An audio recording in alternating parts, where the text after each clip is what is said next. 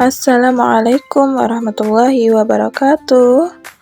Kembali lagi dalam pelajaran matematika untuk kelas 10, Jumat 6 Maret 2026. Pada kali ini kita akan belajar tentang peluruhan eksponen. Kemarin kita sudah belajar tentang pertumbuhan eksponen, sekarang kita akan belajar tentang peluruhan eksponen.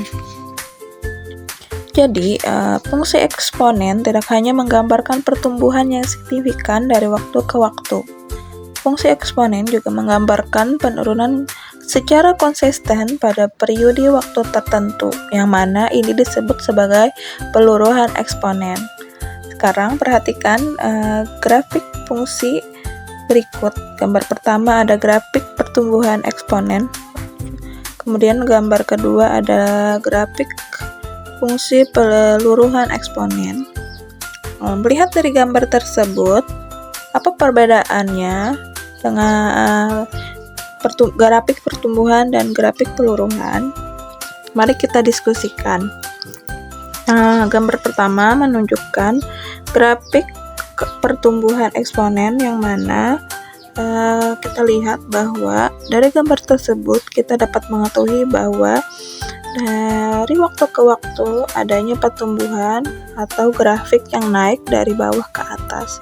Itu menandakan bahwa terjadi pertumbuhan. Sedangkan pada grafik penurunan, kita lihat dari grafik tersebut bahwa grafiknya dari waktu ke waktu semakin menurun atau ke bawah, maka itu disebut dengan penurunan eksponen.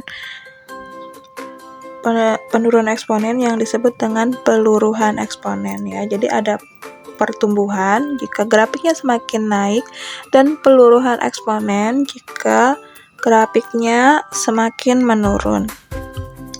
Kemudian berikut adalah contoh peluruhan eksponen dengan sebuah soal sebagai berikut. Obat penahan rasa sakit disuntikan kepada pasien yang mengalami luka berat akibat kecelakaan.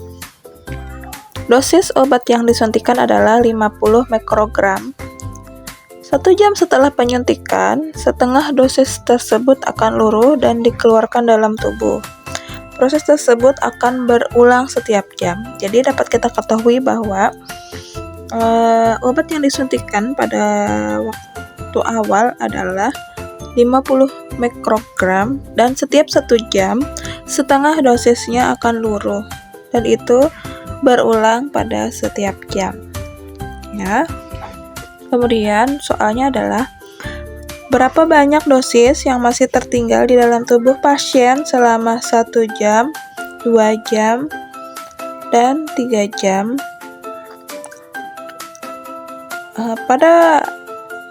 Langsung saja kita akan penyelesaiannya sebagai berikut. Tadi kita ketahui bahwa dosis awal adalah 50 mikrogram. Jadi kita tulis, misalkan dosis pada X, waktu yang kita cari itu dilambangkan dengan Fx, maka F0 menandakan bahwa dosis awal tadi adalah 50 sama dengan 50. Jadi F0 pada awal dosisnya adalah 50, dan F1 setelah 1 jam, karena diketahui tadi setiap 1 jam setengah dari dosis itu akan luruh, maka kita tulis setengah dari dosis awalnya adalah 50 sama dengan, jadi pada jam pertama F1 sama dengan setengah dikali 50, dosis awalnya sama dengan 25.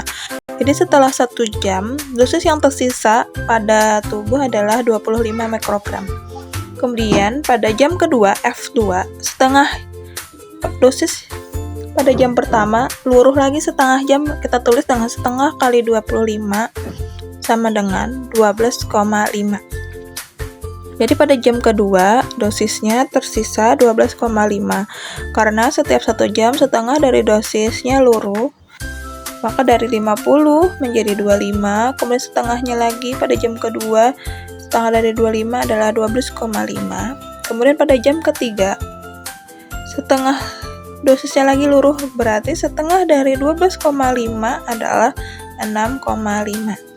Jadi, dosis pada 1 jam pertama tersisa adalah 25 mikrogram, sedangkan pada jam kedua tersisa 12,5 mikrogram, dan setelah 3 jam tersisa 6,25 mikrogram.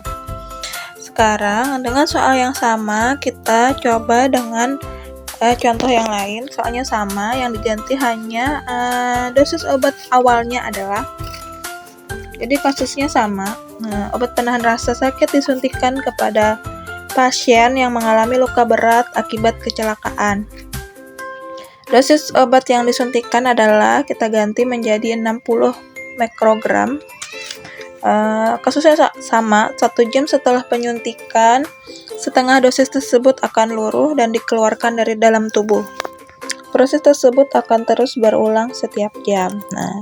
Untuk kasusnya sama, kita hanya mengganti bahwa dosis awalnya menjadi 60 mikrogram, maka kita tulis dosis awal sama dengan 60 mikrogram, maka F0 dosis awalnya adalah 60, F1 setelah 1 jam, setengah dari dosis awal luruh, maka setengah kali 60 sama dengan 30.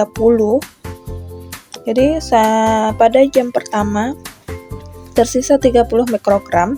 Kemudian pada jam kedua, setengah dari jam pertama tadi ada 30, setengah dari 30 sama dengan 15. Jadi pada jam kedua dosis yang tersisa adalah 15 mikrogram.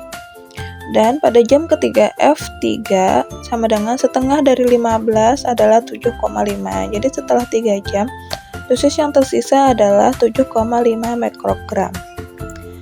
Kemudian satu contoh terakhir, dengan soal yang sama, kita ganti dosis awalnya yang akan kita ganti.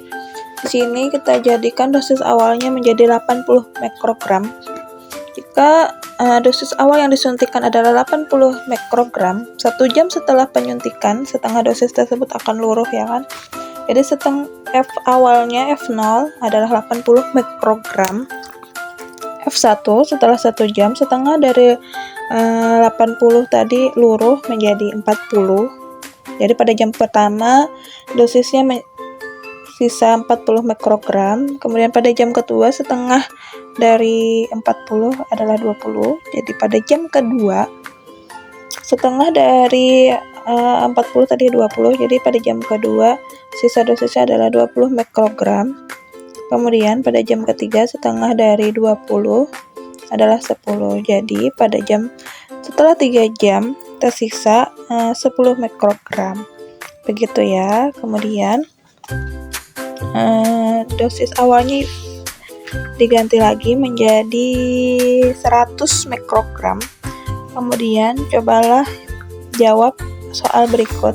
Soalnya sama, nanti Ibu tuliskan lagi di sini sebagai berikut. Obat penahan rasa sakit disuntikan kepada pasien yang mengalami luka berat akibat kecelakaan.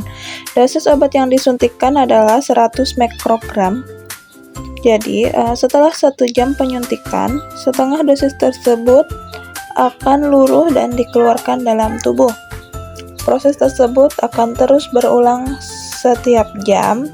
Jadi berapa banyak dosis yang masih tertinggal di dalam tubuh pasien setelah 1 jam, 2 jam, dan 3 jam. Jadi soalnya kalau di contoh tadi ada 50, 60, dan 80. Sekarang coba kalian jawab dengan penyelesaian yang sama, namun dosis awalnya diganti menjadi 100 mikrogram. Begitu ya.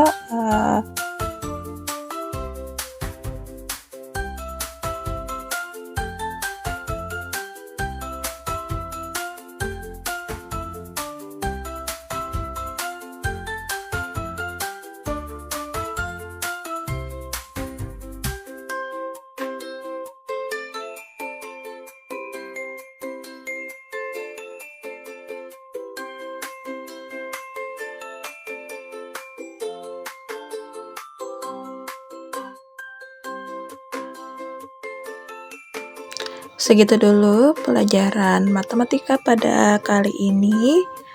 Sampai jumpa minggu depan. Thank you.